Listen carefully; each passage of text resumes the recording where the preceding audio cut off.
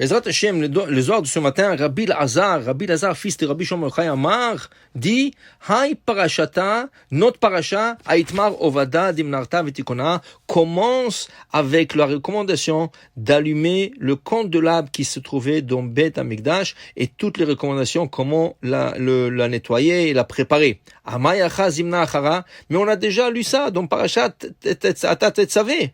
Là-bas, on a parlé de la menorah. Pourquoi on répète ici? Elle a dit Rabbi Lazar la raison, qui vend Denissim, qui arrive au Korbana de Matbecha, le prince des tribus. La semaine dernière, on parachat Nassau, on chacun à ce tour de rôle, on menait des sacrifices pour inaugurer le temple. Et il dit ici, mais il y avait une tribu qui n'a pas participé. Quelle est cette tribu? La tribu de Lévi. Il y avait 12 tribus qui ont participé. Lévi, qui est la 13e tribu, n'a pas participé. Donc, Hachem, il dit à Aaron, ne t'en fais pas Aaron, parce qu'Aaron commençait à se soucier, il se disait, si Has Veshalom Akadosh Baruch Hu m'a pas donné la chance de lui offrir des sacrifices comme les autres princes des tribus, cela veut dire qu'Akadosh Baruch Hu tient compte toujours de la faute du Vaudor, où Aaron a participé indirectement. C'est Chas Veshalom qu'il a fait une faute, il voulait gagner du temps, et il leur a demandé, donnez-moi votre or. Il a construit un hôtel pour gagner du temps, mais le Satan était beaucoup plus fort, il a poussé jusqu'à qu'il est arrivé à fabriquer ce veau en or qui est sorti de lui-même du feu, et le peuple a commencé à l'adorer et chanter et se prosterner devant lui, et malheureusement 3000 personnes sont mortes à cause de ça. Alors Aaron disait, peut-être parce qu'il a participé indirectement dans cette faute, c'est qu'Akadosh Baruch Hu ne veut pas de lui. Et Akadosh Baruch Hu lui dit, non, le tien, il est plus grand que le leur. Le leur, c'était l'inauguration du Mishkan. Et l'inauguration du Mishkan n'a duré pas plus que 12 jours, mais le tien va durer jusqu'à la fin de temps. Dit le Ramban, je comprends pas. Le Mishkan, on n'a plus le Mishkan. Le temple qui a remplacé le Mishkan, il n'y a plus de temple. Alors de quoi on parle? Dit le Ramban, là, on parle de bougies de Hanouka. Hanouka, Chinuch, inauguration, et Hanouka c'est aussi inauguration. Il dit le Ramban, aujourd'hui les bougies de Hanouka remplacent les bougies du candelabre qu'il y avait dans le Beth Amikdash. Donc, jusqu'à aujourd'hui, 2000 ans presque après la destruction du temple, on fait encore un acte qui remonte jusqu'à l'allumage de la menorah par Aaron HaKohen. Pourquoi? Parce que tous les autres sacrifices étaient momentaires, étaient sur place pour l'inauguration, étaient de 12 jours et pas plus que ça. Tandis que la menorah allumée pendant le Mishkan, pendant le temple et juste après, depuis le Maccabi jusqu'à notre époque et jusqu'à la venue de Mashiach pour éclairer nos maisons avec la lumière de la menorah Kedosha. Il dit là-bas 12 sacrifices et ici il y avait 7 branches sur la menorah pour que on puisse l'allumer et éclairer le monde en entier avec la lumière de cette menorah. Pour dire combien il est important d'allumer les bougies de Hanouka, c'est sûr, Ken, et les bougies de la menorah.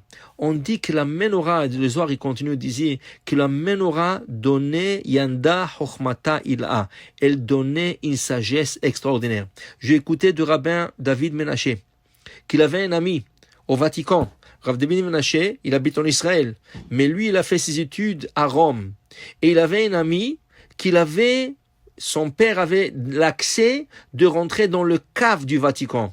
Et cet ami-là qui est rentré là-bas, il lui a invité, mais le Rav Menaché a été dit par des rabbins qu'il ne faut pas le suivre. Quand l'ami est parti visiter la cave, il est sorti muet. Il a perdu la parole. Et pourquoi?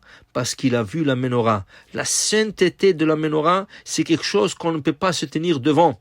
C'est pour cela, même si le Vatican il vient aujourd'hui, il nous offre la menorah, on doit la refuser. On ne peut pas l'accepter. Il faut être pur pour toucher cette menorah. Il faut être pur pour voir cette menorah. Parce que cette menorah jaillissait de la chazesse. Il y avait un rabbin, Rabbi Yitzhak Boukbza.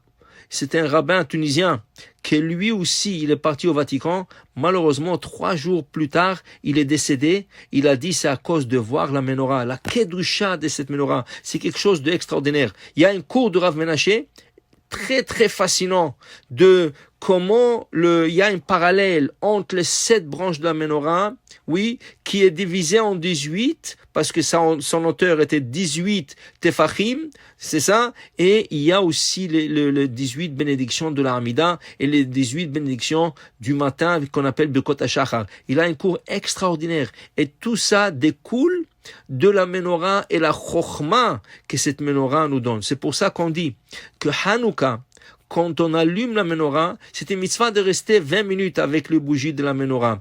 Rien que regarder les flammes quand ils sont en train de monter vers on le voit monter comme ça, comme s'ils montent vers le ciel, on dit qu'il y a un sod, il y a des secrets qui jaillissent dans notre âme et qui éclairent notre âme et qui nous donnent une chokhmah extraordinaire. Et c'est pour ça que la Gemara dit aussi que les femmes qui allument les bougies de Shabbat avec l'huile d'olive, Zochim ve'avian le banim tamidei chachamim, elles auront le mérite d'avoir des enfants qui sont des érudits.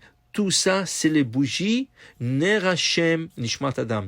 La bougie éclaire l'âme de l'homme. Et c'est pour ça qu'Aaron, il a eu quelque chose d'extraordinaire. Son sacrifice, c'est un sacrifice éternel. Ken Ner Tamid. Et c'est les bougies de Hanouka, c'est les bougies de Shabbat, et c'est les bougies que nous allumons. Et à travers la flamme, nous connectons avec Akadosh Baruch Hu. Baruch Adonai Le'olam. Amen ve Amen.